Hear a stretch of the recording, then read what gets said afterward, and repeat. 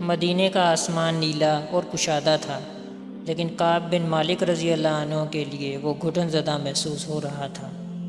نبی کریم صلی اللہ علیہ وسلم کی جانب سے تبوک کے جہاد کا اعلان ہو چکا تھا اور ایک ایک کر کے تمام مومنین روانہ ہو چکے تھے سوائے کعب رضی اللہ عنہ کے۔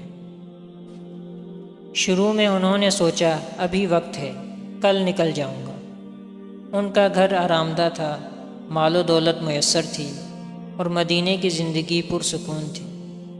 روزانہ وہ خود کو تسلی دیتے رہے کل ضرور جاؤں گا، مگر وہ کل کبھی نہ آیا۔ جب لشکر مدینے سے دور نکل گیا تو حقیقت ان پر کھل گئی، وہ بغیر کسی عذر کے پیچھے رہ گئے۔ اب انہیں سچ بولنا تھا اور اپنی غلطی تسلیم کرنی تھی۔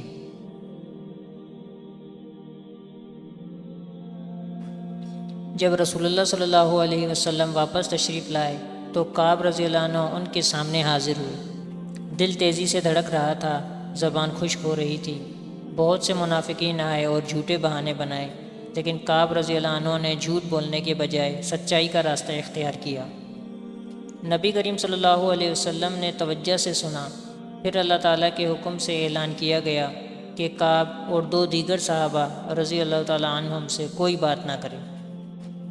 مدینے کی گلیاں خاموش ہو گئیں، دوست چہرہ پھیر لیتے، عزیز رشتہ دار نظر انداز کر دیتے، حتیٰ کہ بیوی کو بھی ان سے الگ رہنے کا حکم ملا۔ کعب رضی اللہ عنہ پر تنہائی کا بوجھ پڑا، اس کا گھر قید خانہ بن گیا، دل ندامت سے بھر گیا۔ 50 دن تک وہ اس آزمائش میں مبتلا رہے۔ اسی دوران غسان کے بادشاہ کی طرف سے ایک خط آیا، ہمارے پاس آ جاؤ، ہم تمہیں عزت و مال عطا کریں گے۔ کعب رضی اللہ عنہ نے خط ہاتھ میں لیا، پڑھا اور فوراً آگ میں جھونک دیا۔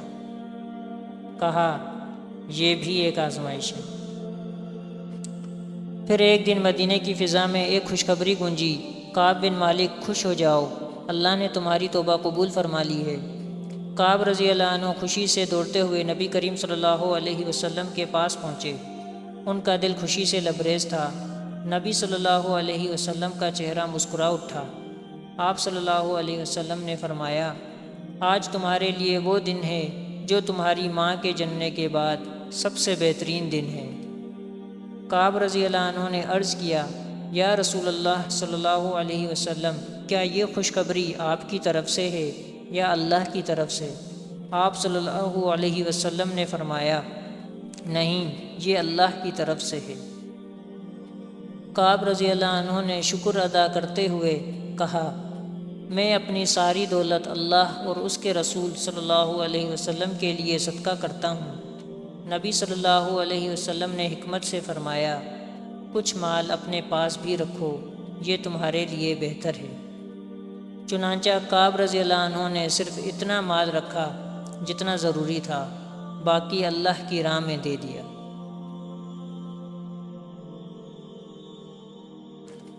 کعب رضی اللہ عنہ کی کہانی ناکامی نہیں بلکہ سچائی اور معافی کی عظیم مثال ہے۔ وہ جھوٹ بول سکتے تھے، بہانے بنا سکتے تھے، لیکن انہوں نے سچ کو چنا۔ اللہ تعالیٰ نے ان کی صداقت کو قرآن میں محفوظ فرما دیا۔ وعلى الثلاثة الذين خلفوا حتى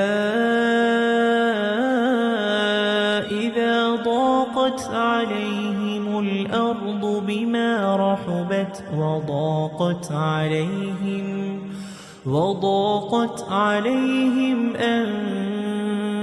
أنفسهم وظنوا أن لا ملجأ من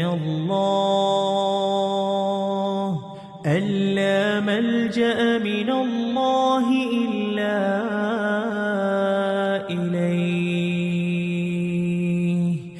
ثم تاب عليهم ليتوبوا إن الله هو التواب الرحيم۔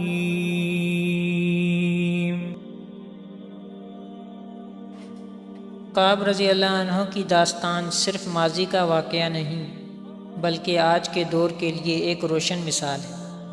یہ ہمیں سکھاتی ہے کہ جب دنیا آسان راستہ دکھاتی ہے تو ہمیں سچ کا راستہ اپنانا چاہیے، چاہے وہ کتنا ہی مشکل ہو، کیونکہ یہی راستہ اللہ کی رضا کا ذریعہ ہے۔ سچائی، ندامت اور اخلاص، یہی وہ خوبیاں ہیں جو انسان کو اللہ کا قرب دلاتی ہیں۔